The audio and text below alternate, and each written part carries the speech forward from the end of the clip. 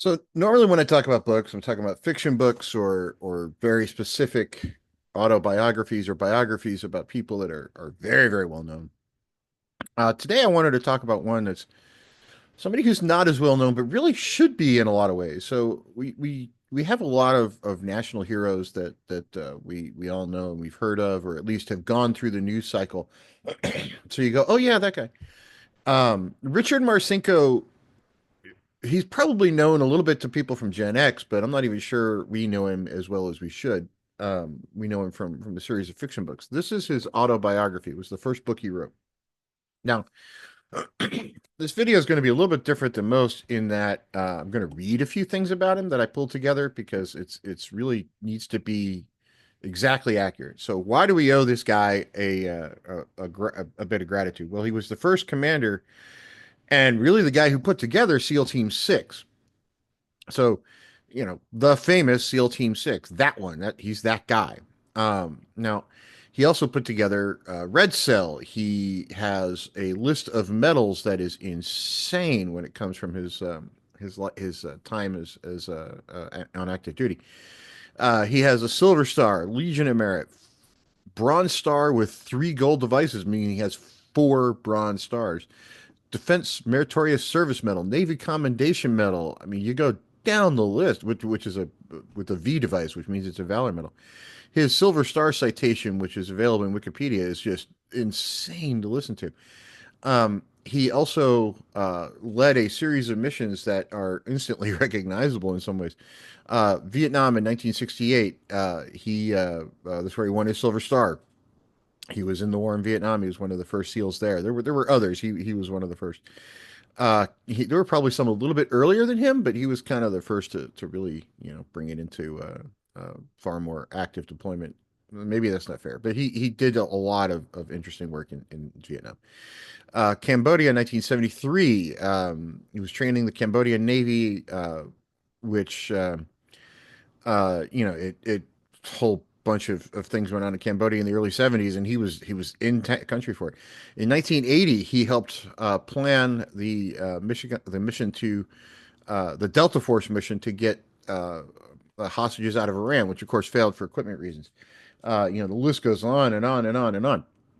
Now, the other interesting thing about him, and if you read his autobiography, he wrote it while he was in prison. He went to prison and I want to make sure I get this right, so I'm going to basically read it from a little scripture. He was indicted for conspiracy and conflict of interest in lying to the government on July 13th, 1989. I was a teenage, late teens at the time. In connection with a kickback of $113,000 paid to Ramco International, a company set up by Marcinko and former Navy SEAL John Mason, by Accuracy Systems, a Phoenix, Arizona-based arms manufacturer owned by Charles Byers. Byers was convicted of conspiracy and conflict of interest on October 20th, 1989. He was convicted of conspiracy and to defraud the government and sent to prison for 21 months and fined 10 grand, over $113,000, which, if you look at what goes on today with a lot of stuff, like 113 grand, they send to prison for that. Because if you look at some of the stuff going on with political leaders and whatever running around, man, there's a whole lot bigger stuff than that. In reality, what it was he didn't play politics the same way a lot of military officers do, and they kind of came after him for it. So he, wound up doing something that maybe it was right, maybe it was wrong, but they certainly called him for it. Technically, it was illegal, but it was, read the book for yourself and you decide. He was found guilty of it, did serve his prison time, wrote this book while in prison. So he did actually write it himself. It's a very interesting read, and if you think you're upset with the government in some ways, try reading this guy's autobiography. He was more pissed off at the time than you and I ever will probably ever be. Because here's a guy who gave his life to defending the country, and it really turned out that it was like destroyed equipment or something, and they found him guilty of something else. Read it for yourself and take a look. He was also a film advisor on a number of movies, including G.I. Jane, great film, The Rock, amazing movie, season 5 of 24, which is 24, so take it for what it's worth. Also wrote a long list of fiction novels that were based around himself, really, and different missions as a Navy SEAL. How much of those are, pulled from his actual career, and how much of them are just sort of made up? They were entertaining. I've got a whole bunch of them. I've got a couple of them autographed. They're good reads. They're fast reads. They're interesting reads. But this guy right here, especially given the current political climate, I think more people really need to learn about what happened to him and what his kerfuffle with the government really was.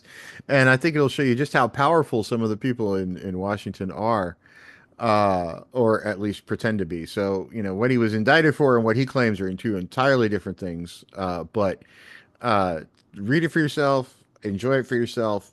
It's out there. That's my first edition copy of it because I am that book nerd, as we all know.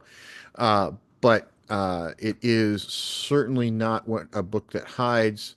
And it is just verifying. It is on Amazon in paperback and Kindle and free on Kindle Unlimited. So you can probably get it from the local library.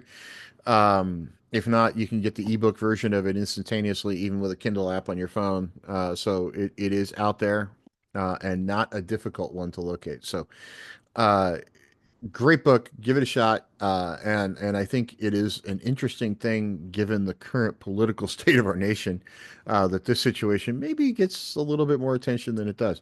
So if somebody out there actually does read it, I'd love to have a live stream or even just a two or three or four-way discussion with people about their thoughts on it, because I think the guy is owed a debt of gratitude from a whole lot of people, and I'm not sure he deserves to have his career end the way that it did.